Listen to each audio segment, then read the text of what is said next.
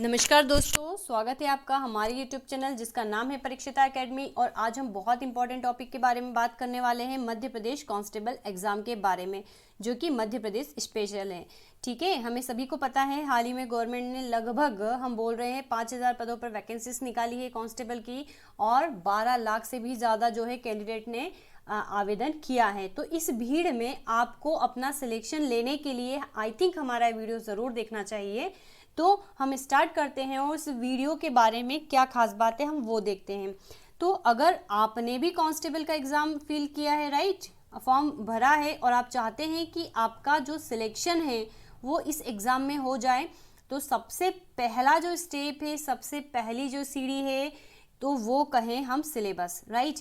हम सबको पता है कि एग्ज़ाम के जो 3 फॉर्म होते हैं, रिटन एग्ज़ाम होता है, ठीक है, और जब रिटन एग्ज़ाम में हम सिलेक्ट हो जाते हैं तो उसके बाद जो होता है हमारा फिजिकल होता है, सबको पता है। अब सबसे पहली स्टेप तो दोनों ही जो है अल्टरनेट, दोनों की प्रैक्टिस ज़रूरी है, रिटन एग्ज़ाम की भी प्रिपरेशन और साइड में हमें फिजिकल की प्रिपरेशन भी करनी पड़ेगी। अब हम बात करते हैं रिटन एग्ज़ाम। अगर हमको क्वालिफाई करना है तो डेफिनेटली पहली सीढ़ी हमारी रिटन है, हमें उसी पे पैर रख के फिजिकल पर हम जा पाएंगे। तो रिटन एग्ज़ाम के लिए हमें सिलेबस का जानकारी होना बहुत ज़रूरी है। तो हमें पता है जो सिलेबस जो है फॉर्म में मेंशन कर रखा था वो 3 कैटेगरी में डिवाइड कर रखा था। पहली कैटेगरी थी सामान्य ज्ञान और तार्किक ज्ञान की, जिसमें 40 मार्क्स के क्वेश्चंस पूछे जाएंगे, जो कि 40 रहेंगे और ईच क्वेश्चन 1 मार्क्स रहेगा। सेकंड जो कैटेगरी थी वो है बौद्धिक क्षमताएं, मानसिक अभिरुचि, जो कि 30 नंबर का पूछा जाएगा, और विज्ञान और सरल अंकगणित 30 नंबर का पूछा जाएगा। एक्चुअल में ये उसमें शो कर रखा है।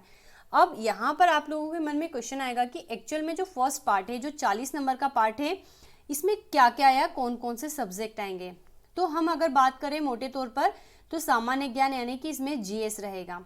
अब जीएस का जो फील्ड है ये काफ़ी वाइड है, बहुत ज़्यादा इसमें होता है। इसमें polity, general knowledge, current affair, Madhya Pradesh से related current affairs, India, international, कुछ भी पूछ सकते हैं, और उनके नंबर्स कितने रहेंगे वो हम कुछ नहीं कह सकते।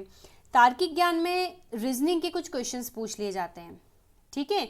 अब रीजनिंग में जो कोडिंग डिकोडिंग है, लगभग अगर हम बात करें 2017 के पेपर की, तो कोडिंग डिकोडिंग से 4-5 क्वेश्चंस जो है पूछे जाते हैं। और कथन निष्कर्ष, सब आलू टमाटर है, कुछ टमाटर आलू नहीं है, इस प्रकार के जो क्वेश्चन रहते हैं वो जनरली 4 पूछे गए थे हर पेपर में।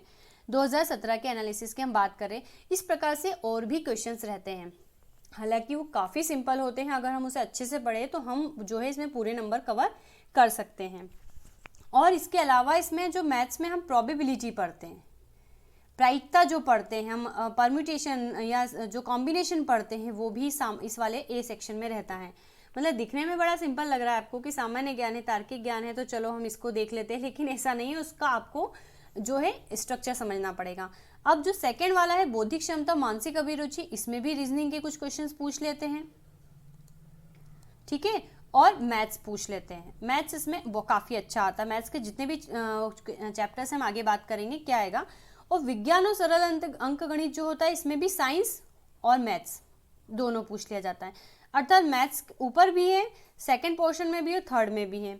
रीजनिंग फर्स्ट में है, सेकंड में है, और तीसरे में साइंस है। तो हमें सेक्शन वाइज नहीं पढ़ना है, ठीक है। तो हमने आपके समझ के लिए यहाँ से 4 सब्जेक्ट को उठाया है। कौन कौन से? फर्स्ट है जीएस, हम आगे देखते हैं। फर्स्ट है ओवरऑल हम बोले तो जीएस आता है, मैथमेटिक्स आता है, रीजनिंग आता है और साइंस आता है। तो हमने इसमें जितने भी क्वेश्चन पूछे जाते हैं उन सबका सिलेबस बना लिया है कि जीएस में क्या क्या पूछ सकते हैं या मैथमेटिक्स में क्या पूछ सकते हैं। तो अगर हम जीएस यानी कि जनरल नॉलेज या जनरल अवेयरनेस की बात करें या जनरल साइंस की हम बात करें, तो क्योंकि मध्य प्रदेश का एग्जाम है तो मध्य प्रदेश का स्टैटिक जीके पूछ लिया जाएगा। हालांकि क्वेश्चन सिंपल होते हैं, कभी कभी टफ होते हैं, जनरली सिंपल ही होती है। यदि आप एग्जाम की प्रिपरेशन कर रहे हैं तो इजीली आप इसके आंसर दे सकते हैं। अब मध्य प्रदेश का करंट अफेयर रहता है। करंट अफेयर में आप यदि घटना चक्र पढ़ रहे हैं तो आप क्वेश्चन बना पाएंगे, इजीली बना पाएंगे, ठीक है। मध्य प्रदेश का करंट अफेयर होता है। करंट अफेयर कुछ भी पूछ सकते हैं, कितना पुराना पूछेंगे ये हम कुछ नहीं कह सकते। जनरली 6 महीने का हम पढ़ सकते हैं, लेकिन वो इसके पहले का भी पूछ सकते हैं।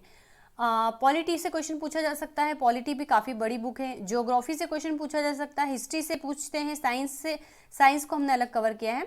करंट अफेयर ऑफ इंडिया या इंटरनेशनल जो है करंट अफेयर भी पूछ लिया जाता है, और सेंसस यानी कि जो जनगणना है ये क्वेश्चन पूछ लिए जाते हैं। अर्थात अगर हम बात करें कि जीएस का जो क्राइटेरिया काफ़ी बड़ा है, अब आप चाहते हैं कि आपका इस एग्ज़ाम में सिलेक्शन हो जाए तो हमें कौन सा सब्जेक्ट पहले पढ़ना होगा। अगर हमने यहाँ पर हमारी स्लाइड में जीएस को पहले शो कर रखा है, इसका मतलब हमें जीएस पहले पढ़ना चाहिए या नहीं पढ़ना चाहिए, तो ये डिपेंड करता है कि आपका आईक्यू कितना है, आपकी इफिशिएंसी कितनी है, आपके फर्स्ट कितने हैं। लेकिन अगर मैं एक मोटे तौर पे आपको सजेस्ट करूँ तो हमारे जो 4 टॉपिक है, जीएस काफ़ी बड़ा है, ठीक है। आप कितना भी जीएस पढ़ लीजिए, बहुत अच्छे से कर लीजिए, लेकिन कुछ ना कुछ कमियां रह ही जाती हैं और हर पर्सन में रह जाती हैं।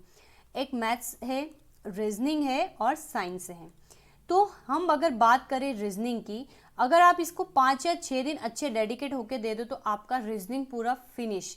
30 नंबर, मतलब रीजनिंग के काफ़ी अच्छे नंबर पूछ लिए जाते हैं, लगभग 30 क्वेश्चन या 20 क्वेश्चन पूछ लिए जाते हैं, 20 से 30 क्वेश्चन, तो और काफ़ी सिंपल होते हैं। मतलब अगर आप रीजनिंग की पहले तैयारी कर रहे हो, फटाफट इसको एकदम सारे बेसिक चीज़ें क्लियर करके रख दे तो आप अपने इसमें जितने भी क्वेश्चंस बन रहे हैं सारे कर पाएंगे।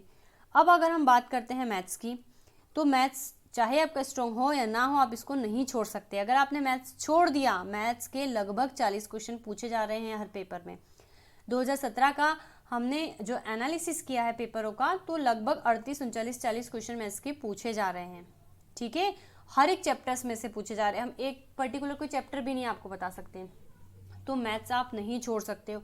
तो सेकेंडली आपको मैथ्स की प्रैक्टिस करनी ही होगी। देन थर्ड आप साइंस को पकड़िए। साइंस में फिजिक्स, केमिस्ट्री और बायोलॉजी होता है, जनरल चीज़ें ही पूछी जाती है। अगर आप समझ के पढ़ रहे हैं तो आप क्वेश्चन बना पाएंगे, और फिर आप जीएस को उठाइए, क्योंकि जीएस काफ़ी वाइड है, कुछ क्वेश्चन आप बिना पढ़े ही सही कर सकते हैं। तो अगर आप सिलेक्शन लेना चाहते हैं तो आई थिंक आपको सबसे पहले रीजनिंग को कवर करना होगा, मैथ्स को, साइंस को, देन जीएस को। छोड़ना कुछ भी नहीं है। मैथ्स का सिलेबस देख लेते हैं, मैथ्स में क्या क्या पूछा जाता है। तो परसेंटेज, जो समानुपात और अनुपात वाले क्वेश्चंस होते हैं वो, सीआई एसआई मतलब सिंपल इंटरेस्ट, कंपाउंड इंटरेस्ट, साधारण ब्याज, चक्रवर्ती ब्याज, लाभ एंड हानि, time and work, chain rule, pipe and cistern, नल टंकी वाले questions, time and distance, problems on train. हर पे से मतलब हर पेपर में हर चैप्टर से एक एक क्वेश्चन पूछा गया है, ठीक है। तो हम कुछ भी नहीं छोड़ सकते। Boards and stream, number system, mensuration में 2D 3D दोनों पूछा जाता है। 2D में आपको पता है जिसमें ट्राइंगल, त्रिभुज के बारे में दिया रहता है, जितने भी त्रिभुज है उसके ऊपर से चतुर्भुज के ऊपर पूछ लिया जाता है। 3D में घन, घनाभ, इस प्रकार से बेलन सबके बारे में पूछ लिया जाता है। ज्योमेट्री में से 1 या 2 क्वेश्चन आते हैं। अलजेब्रा में से 1 या 2 क्वेश्चन पूछते ही हैं। प्रोबेबिलिटी, जो कि हमने ए सेक्शन में देखा था लेकिन हमने इसको मैथ्स में शामिल किया। परम्यूटेशन एंड कॉम्बिनेशन, पॉलिनोमियल्स, बहुपद, data interpretation, simplification, search and exponent and LCM और एचसीएफ जो होता है हमारा मैथ्स का सिलेबस है। रीजनिंग का क्या सिलेबस है? तो रीजनिंग में ब्लड रिलेशन जनरली इसमें नहीं पूछे गए हैं। अगर हमने यहाँ पर लिख दिया है कि टोटल रीजनिंग का ये जो है सिलेबस है। अगर हम बात करें तो कथन निष्कर्ष पूछे जाते हैं। कोडिंग डिकोडिंग बहुत ज़्यादा पूछी जाती है, बहुत ज़्यादा क्वेश्चन रहते हैं, इसके जितने भी टाइप होते हैं वो सारे पूछे जाते हैं। जनरली हम कहें कि और डायरेक्शन वाले क्वेश्चन बना देते हैं वो, ठीक है। तो इतना टफ नहीं है। अभी तक हमने लिख दिया ब्लड रिलेशन, ये अभी ब्लड रिलेशन के शायद ही एक क्वेश्चन किसी पेपर में दिए हों। कोडिंग डिकोडिंग काफ़ी पूछी जाती है। एनालॉजी भी कुछ पेपर में पूछी जाती है। इसमें जो है 4 ऑप्शन आपको दे दी जाते हैं, पूछते हैं कि इनमें से क्या विषम है, ठीक है। विषम के ऊपर जनरली मैथ से रिलेटेड नंबर जैसे कि हमने ये लिख दिया है 4 लिख दिया है, 9, 16 और हमने लिख दिया 24। तो आप बताइए इसमें से क्या विषम है? तो सिंपल सी बात है 24। ये 2 का स्क्वायर है, 3 का स्क्वायर है, 4 का स्क्वायर है, ठीक है। तो ये इस प्रकार से रीजनिंग में नंबरों के बारे में पूछ सकते हैं या किसी पर्टिकुलर डेली लाइफ के बारे में पूछ सकते हैं। जैसे कि आपको दे दिया है गाय है, बकरी है, भेड़ है और कुर्सी है, इनमें से क्या अलग है? तो हमने एक अलग कर लिया कुर्सी। तो इस प्रकार से जो है एनालॉजी में पूछा जाता है। Alphabet, direction, distance, ranking and comparison of rank, sitting arrangement, puzzle, ये हमने लिख दिया है। तो इतने जो है ये उसका सिलेबस है। तो सिंपल सी बात, हमारा कहने का यही मतलब है कि अगर आप एग्ज़ाम की प्रिपरेशन कर रहे हैं तो सबसे फर्स्टली आप क्या है सिलेबस देखिए। सिलेबस के बाद आप लास्ट ईयर के पेपर देखिए, इससे आपको बहुत अच्छे से आइडिया हो जाएगा। और पीबी की जो वेबसाइट है उस पर सारे पेपर दे रखे हैं, उसको सॉल्व कीजिए, ठीक है, तो आपके लिए काफ़ी अच्छा रहेगा। सो फ्रेंड्स, अगर आपको हमारा वीडियो पसंद आया है तो हमारे चैनल को सब्सक्राइब कीजिए। Thanks for watching, have a nice day.